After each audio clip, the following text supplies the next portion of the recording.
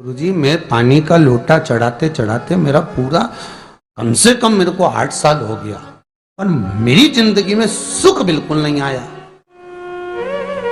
हमने कहा तूने कैसे चढ़ाया, वो भी तो सुने। तो क्या कैसे, क्या स्नान करा और मंदिर जाके लोटा चढ़ाया पानी का। अच्छा, अब मैंने कहा तू चुप रहे। उसके पति, यहीं की इसी ऑफिस की बात है, भवानी मंडी से, उसके पति से पूछा, हाँ जी वर्मा जी सही बताओ पत्नी लोटा कैसे चढ़ाई।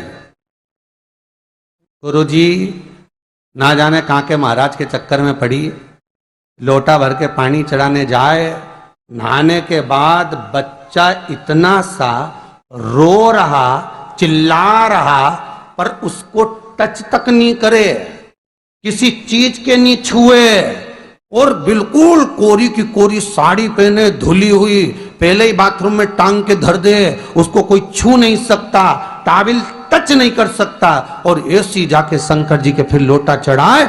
मंदिर में अगर किसी ने छू लिया तो वापिस आ जाए, नहाए धोए फिर जाए। मैंने कहा बस अब तो तू ऐसी जिंदगी भर चढ़ाती रहे तो भोलेनाथ आएगा ही। सत्य बोलो रे मिलेगा। कई लोगों ने पूछा शंकर को रिझाने के लिए कौन से कलर के कपड़े पहने कि शिव राजी हो जाए। शंकर को पाने के लिए कपड़ा बदलने की जरूरत नहीं होती, शंकर को पाने के लिए कलेजा बदलने की जरूरत होती है, शंकर मिल जाता है। कपड़े से शिव कभी नहीं मिला साहब। आप कौन से कलर के कपड़े पहन रहे हो, ये शिव प्राप्त नहीं करोगे हो। सफेद पहन लिए, लाल पहन लिए, केसर के पहन लिया, उससे शंकर नहीं मिल रहा हो। बहुत सारी रुद्राक्ष की माला धारण कर ली, हाथ में भी खूब सारा रुद्राक्ष पहन लिया, यहां पर भी पहन लिया, कान में भी रुद्राक्ष धारण कर लिया, जटा पे भी रुद्राक्ष लगा लिया, उससे शिव नहीं मिलने वाला हो। अरे भाई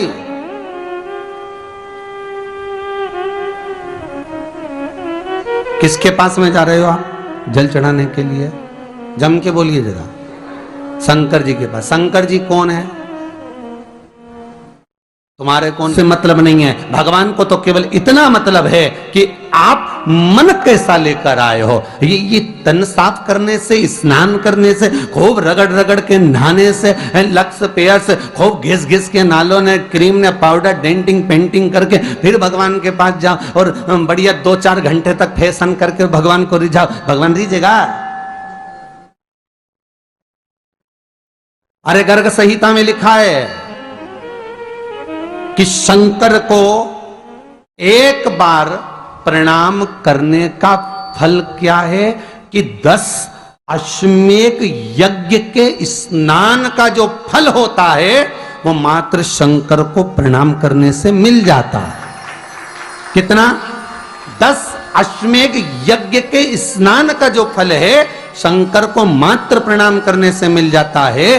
पर गर्ग संहिता कहती है कि 10 अश्वमेध यज्ञ के स्नान के बाद भी मनुष्य का जन्म वापिस मिल सकता है। मतलब वापिस तुम्हारा जन्म हो सकता है, किसी भी रूप में हो जन्म हो सकता है। पर शिव पुराण कहती है, गर्ग संहिता कहती है, स्कंद पुराण कहती है, नर्मदा पुराण कहती है कि महाराज इतना जरूर है कि शिव को प्रणाम करने का फल उतना है कि 10 अश्वमेध यज्ञ के स्नान का फल मिल जाता है। पर गर्ग संहिता कहती है कि शंकर के चरणों में अगर प्रणाम कर लिया तो ये पक्का है कि अश्वमेध यज्ञ का फल भले कट जाए पर शंकर के प्रणाम का फल नहीं कटता, उसका वापिस जन्म नहीं होता और वो शिव का हो जाता, वो शंकर का हो गया, फिर उसका जन्म नहीं है महाराज।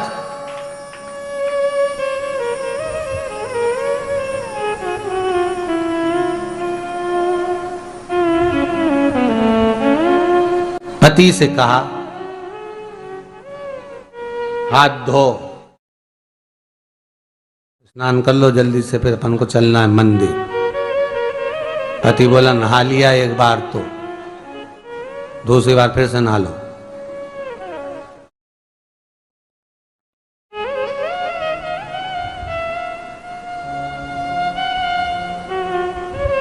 गया। अपनी के ना माने तो कई घर में चंद्र घंटा से माथा भिड़ा, स्नान करा फिर आया। चल। पलंग पे काय को बैठ गए?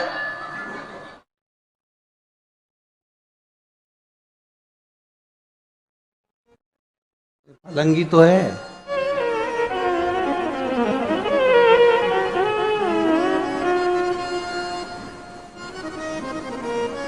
फिर सना के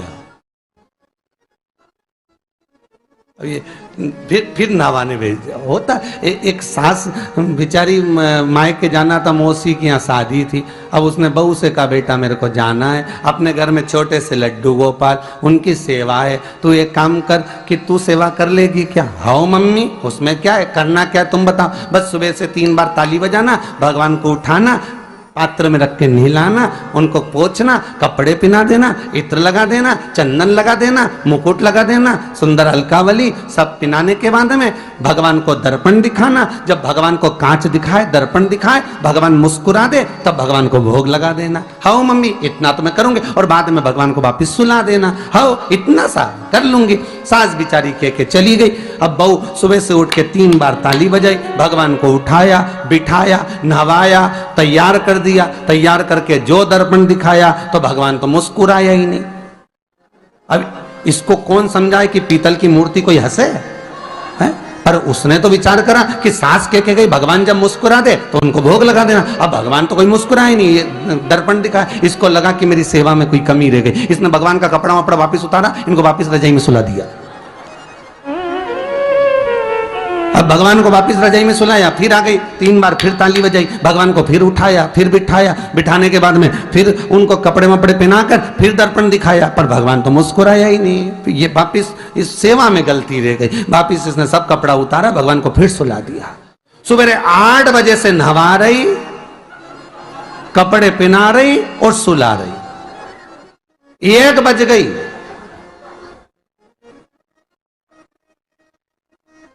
कुछ गलती रह गई होगी अपने सास के गई। अब की बार फिर भगवान को नहवाया। भगवान भी मन में सोचे नहवाई नहवा रही, खवा तो कछु ना रही। 28 बार नहवा दिया। इसके बाप का क्या जाए, 29 बार भी नहवा देगी। सर्दी होगी तो हमको होगी, इसका क्या जाए। नहवा ही रही है और खवाती कुछ नहीं, फिर सुला देती है, फिर ताली बजा। अब क्या फिर आ गई और 29 बार फिर बैठ गई और फिर भगवान को नहवाया, कपड़े पहनाया, और पहनाने के बाद भगवान का श्रृंगार करके जैसे ही दर्पण उठाया, उठा के जो भगवान को दिखाने लगी, भगवान ने मन में सोचा अब की बार तो हंसी दूंगा, चाहे कुछ भी हो जाए। और भगवान दोनों दांत दिखा दिए। जैसे ही भगवान ने दांत दिखाया, इसने दर्पण रखा और जल्दी से भोग लाई, भगवान के जिमाया। भगवान के जिमाया, जिमने के बाद भगवान को फिर वापस सुला दिया। अब ये सुबह से जैसे ही आए तो भगवान पहले ही मुस्कुरा के, क्योंकि भगवान को मालूम है नहवाएगी 25 बार का मतलब उससे चंद हंसी दो, हंसने में क्या जाता, तो भगवान पहले से मुस्कुरा के बैठ जाए। अब एक दिन सास आ गई। सास ने कहा बहू अब सेवा मैं कर लूंगी। हाँ मम्मी कर लो। मम्मी सेवा करने बैठी। मम्मी ने भी स्नान कराया, श्रृंगार करा, कपड़े पहनाए, मुकुट लगाया। सब लगाने के बाद जैसे ही सास कांच दिखाने के लिए दर्पण को उठाई, इतने में से मूर्ति में से आवाज आई, दर्पण तो तेरी बहू दिखाएगी, उसको बुला दे, बहुत जोरदार दिखाती, वो दिखा सकती, तू वापिस धर दे दर्पण, तेरे बस का नहीं। भगवान को भी लगा कि भैया सामने, अब इसमें कोई दिखावा था क्या? प्रेम, वात्सल्य था। भगवान भक्ति के बल पर रिश्ता है। फिर बैठ गए पलंग पे, नाव वापिस, नाते नाते चले मंदिर पहुंच गए। और राम बेलपत्तर तो घर धरी आई। जैसे ही बोली बेलपत्तर घर धरी आई, पति इसको घूर के देखा, 2 बार नवाया है और बेलपत्तर रखी आई घर।